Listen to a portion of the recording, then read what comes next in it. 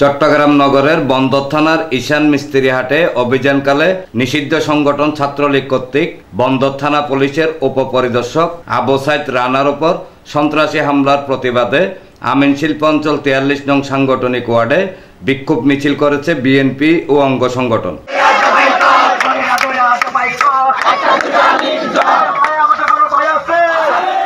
রোববার সকালে চট্টগ্রাম মহানগর ছাত্রদলের সাবেক যুগ্ম সাধারণ সম্পাদক সাইফুল ইসলাম সাইফের নির্দেশনায় চট্টগ্রাম মহানগর যুবদল নেতা মোহাম্মদ মাসুদের নেতৃত্বে মিছিলটি ওয়ার্ডের বিভিন্ন সড়ক প্রদক্ষিণ করে।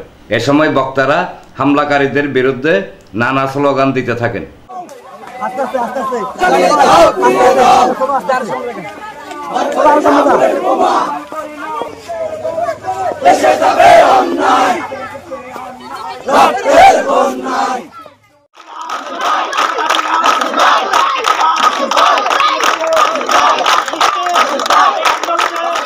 ডেস্ক রিপোর্ট, প্রগতি 24 টিভি।